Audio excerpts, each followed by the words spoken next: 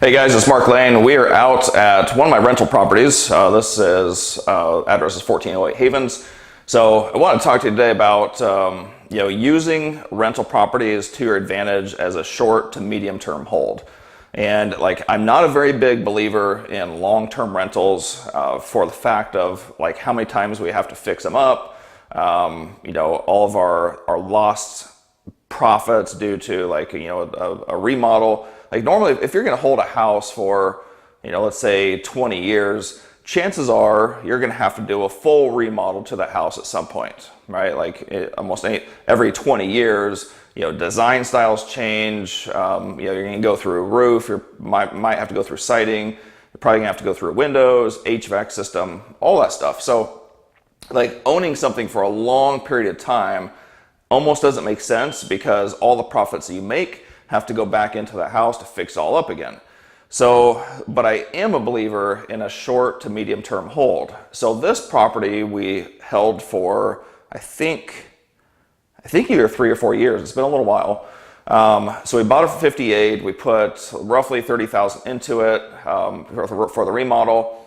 At the time of the refinance, it appraised for 125,000. All right. So at that time, market was a little bit colder. Now, so the tenants just vacated yesterday.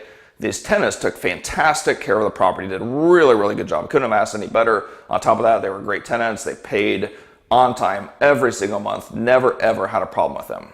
So blessed there just to have great tenants.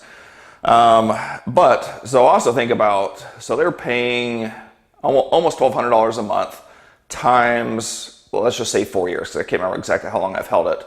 But so they've paid $48,000 on this property.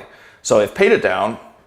Okay, now a lot of that went into mortgage payments and interest and that kind of stuff. So it's not like I profited $48,000 cash flow. But I also got some appreciation on this. So now we're going to be putting it on the market. I still have to wait for my realtor to give me comps and stuff. But I'm thinking that we're probably going to be selling this for about 140, maybe 145,000. Okay, so we gained almost $20,000 just in appreciation over the last few years. On top of that, we certainly gained in the cash flow because I didn't have to spend hardly anything on this house. They took really good care of it.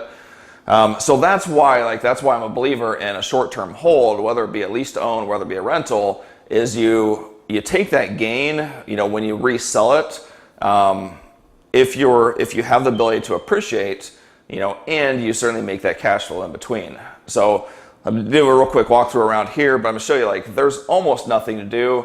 I'm gonna bring my guys in on Monday. They're gonna get started. They'll probably be here for 1 day, maybe a day and a half. That's all it's gonna take. So we're gonna spend maybe $500 fixing it back up, doing a few little paint touch-ups, stuff like that. So we're in the kitchen, obviously.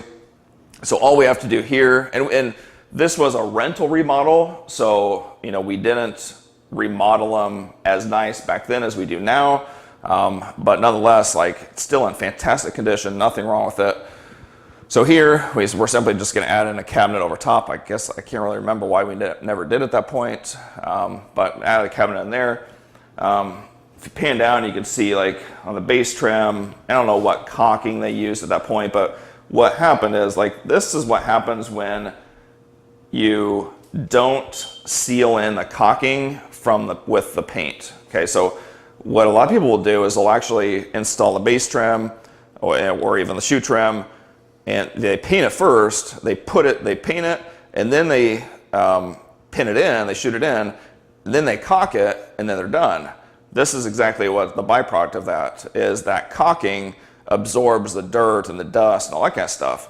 So the right way to do it, and the way we do it now, so we've learned since then, is you shoot it in the trim, you do all that stuff, and then you caulk it, and then you paint it, you spray it to seal all that stuff in, and then that paint, that semi-gloss has that sheen on it. So when that gets dirty, we just simply wipe it off, and we're not left with this this caulk residue. So anyway, we just got to come in, we'll tape everything off, brush all the trim, get all that cleaned up.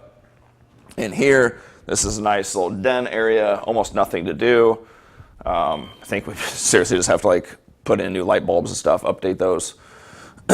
So, you know, they cleaned it, they cleaned the carpets, shampooed the carpets, all that's good. I guess we have some paint touch-ups here on the paneling. Really, really simple stuff like where the laminate, so as you can tell here, like we used to use a sticky tile that we would use, very, very resilient when it comes to tenants. Like you can't break it, you can't dent it or anything. So very, very resilient, but we simply need to just add our transition strips there and over here. That's about it. We're going to take these vents out, spray them with just a white glossy spray paint, get those dressed back up. And then basic paint touch-ups throughout. We have to fix these couple of tiles. Kind of like the way that the floor fell off there, we have to fix that. Yeah, light bulbs in the bathroom. I mean, it's almost nothing. So it'll take, you know, maybe a day's worth of painting and touch-ups and stuff to fix us up. So, like I said, we currently owe. This is a loan that has a few other houses grouped into it, but averages out to where I think we owe maybe $75,000 a house. So roughly about $75,000 on this house. Don't have to put hardly any more money into it. And now we're gonna be selling it for about 140, 145 is my guess. After all the selling costs are factored in, let's just say 130 minus the 75. So we're looking at what, like $55,000 profit on it. So it should be pretty good. So like that's one of the advantages of holding some rentals so that you can sell them off like when the market picks back up.